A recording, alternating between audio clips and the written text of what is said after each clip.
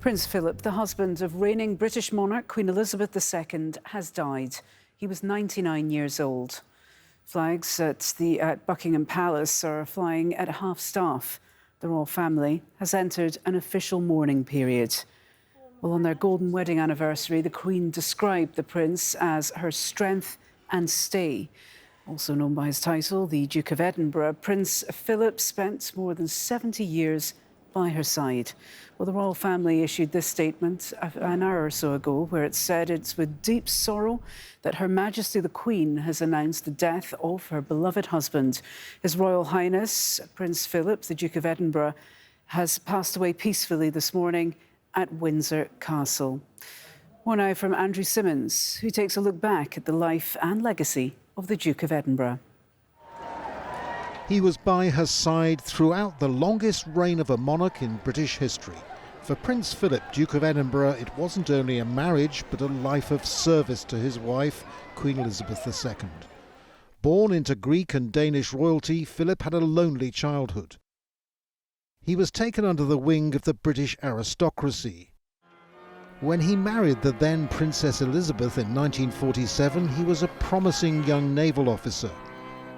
It was a fairy tale wedding for a country emerging from war and hardship. It all changed for the young couple when Elizabeth's father, King George VI, died at only 56 years of age.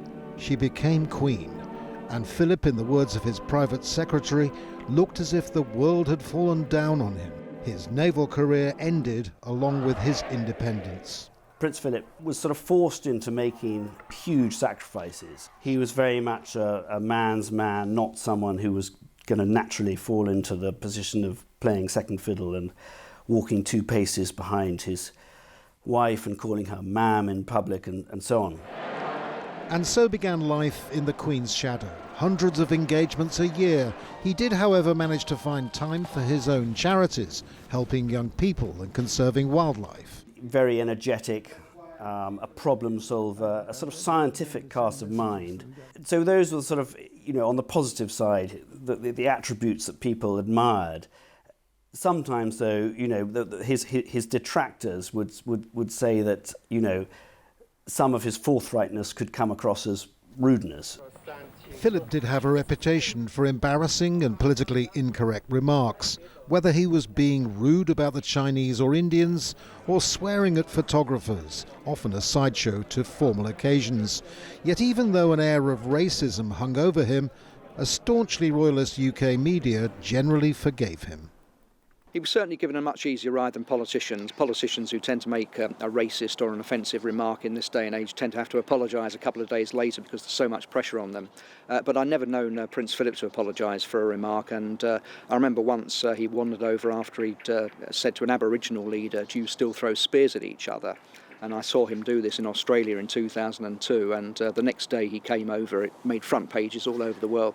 And he just wandered over and said, "The trouble with you is you've got no sense of humour, the complete absence of humour." So he wasn't going to apologise. His retirement from public duties came in 2017 with a send-off from the Royal Marines. Whatever the faults, his 60 years of public service was admired by many people. While their marriage was said to have had its ups and downs in the couple's younger years, Prince Philip remained dedicated and supportive to the Queen. She'll receive immense sympathy from a British public known to view her with respect and affection. Well, let's cross live now to Rory Challens, who joins us from London. Rory, many people paying tribute to the Duke of Edinburgh, and they're emphasising his long and loyal service to Queen and country at this time. Yeah, I mean, marrying the Queen in 1947, that's a long, long time ago. He lived a great many years, and a lot of those years were put in to service as one of the pillars of the royal family, one of the most important institutions of the United Kingdom, and of course the Commonwealth around the world. As to whether the UK is going to be united in its attitudes to Prince Philip, well, of course it isn't. This is a country which has, Republican leanings from certain sections of the population. I think many young people, the left-wing press, will perhaps think that his passing needs no more or less mourning than the death of any 99-year-old man. But certainly in the right-wing press, perhaps more conservative, older Britons, they will be, I think, treating him with a lot more reverence, going into his various qualities and mourning him over the coming days and weeks. And of course, we will hear the kind of things that, the kind of things from the British government that we have just heard from Boris Johnson, and we can listen to his comments now.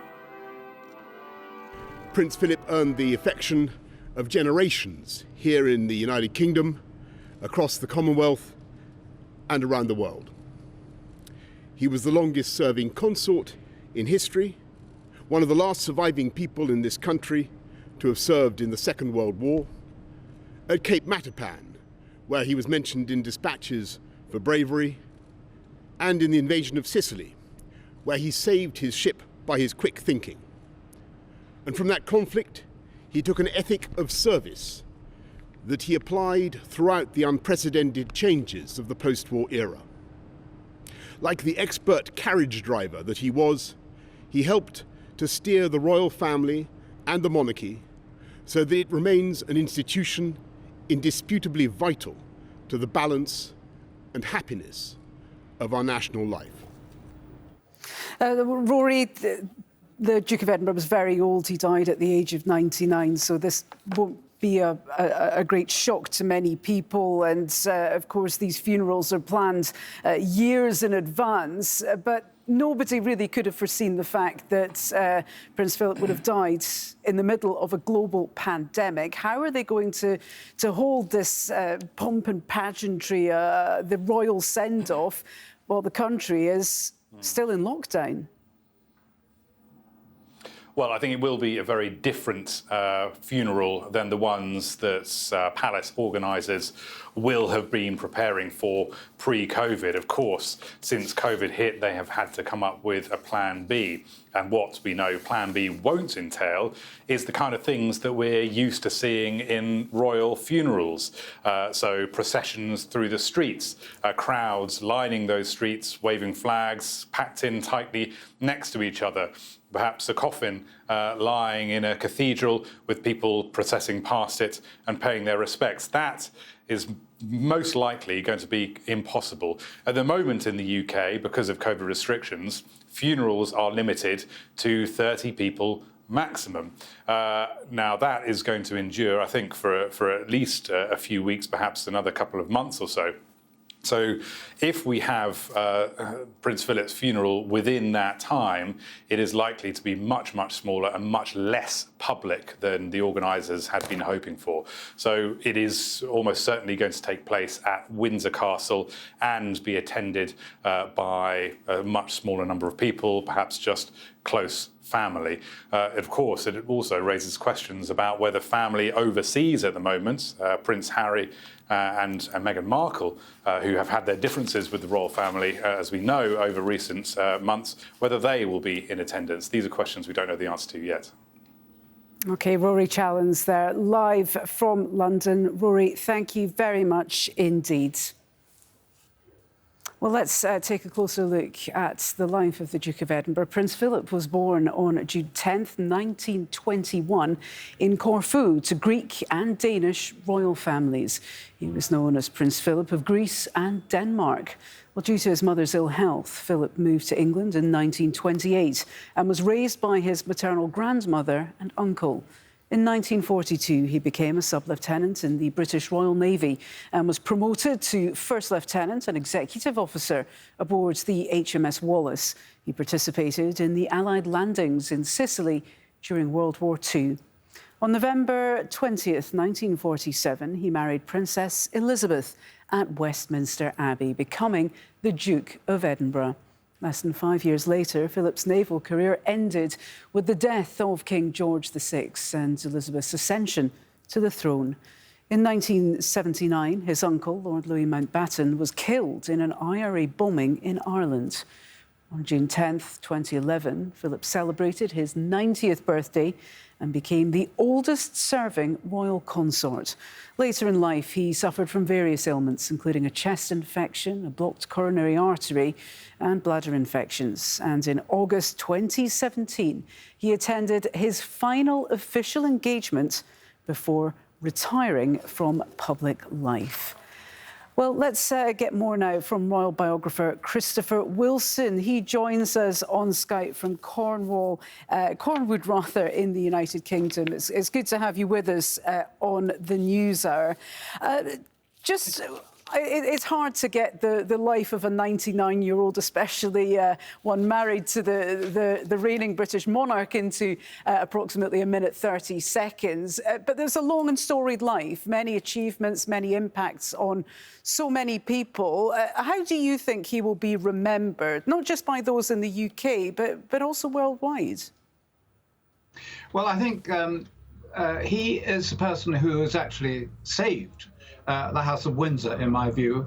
The Queen, when she came to the throne, was still in her early 20s, and she needed a strong guiding hand behind her. She needed somebody who would support her and separate her from the old court, who were a load of courtiers who had been around for many, many years and didn't want anything to change. The British royal family needed to change radically in the post-war period, and it was Philip who came in with that dash and panache that he's got, that helped change things. And of course, he ruffled a lot of feathers. He made a lot of enemies doing this, but in so doing, he modernized the House of Windsor, which would otherwise have been in a very much more difficult situation. His mother-in-law, the Queen Mother, who had been Queen Elizabeth to the previous king, King George VI, was a conservative, backward-looking figure, determined that she should have control of her daughter, Queen Elizabeth, and Philip managed to brush her to one side and allow Queen Elizabeth to be her own woman, and that is really his greatest contribution. Quite. Well, his life, and as we're hearing in tributes coming in from presidents and prime ministers around the world, his life really has been defined by service and royal duty. But he did have a very distinguished military career of his own. It must have been very difficult to set that aside for a role in which he spent most of his life walking several paces behind his wife. It broke his heart. He thought that he had a good chance that King George VI, Queen Elizabeth's father, would live at least for another 20 years. It would give him a chance to rise up in the Royal Navy. He was an enthusiastic sailor. He was a military man. He enjoyed the challenge, the manly world that the being on a ship at sea demanded. And he was particularly good at it. He was competent at it. And to suddenly have this career ripped away from him, and then, as you say, to have to walk two steps behind the woman that was his wife was very difficult. What I will say is that he was born royal, and he knew that if you became Prince Consort, that was your job, two steps behind.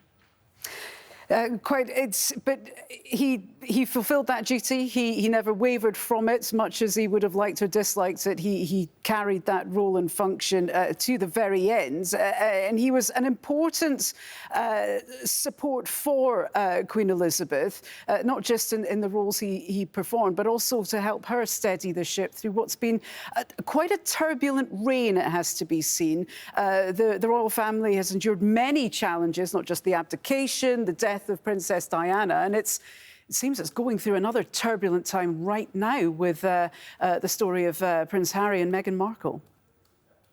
Well, he was able to discipline people. He was able to call on the Queen's authority. The Queen said, "You have to run my family for me because I'm running matters of state." And so he was able to keep a relatively strong discipline on the younger royals. I mean, things happened. You know, Princess Diana, Prince Charles. You know, the difficulties that they've had with virtually all the children. You can't escape that in any family. But what he was able to do was he was able to bring an order and discipline so that if something went wrong, that somehow a corrective could be made, simply because he would knock heads together. He would insist that the royal family came first, and even if you were a prince or princess, your duty was to the crown. To the Queen, if you like, but to the crown. That's your job, that's what you do. And he was a wonderful sergeant major figure in that way. OK, royal biographer Christopher Wilson, thank you so much for shedding light and giving more context to the life of the Duke of Edinburgh, who has passed away at the age of 99.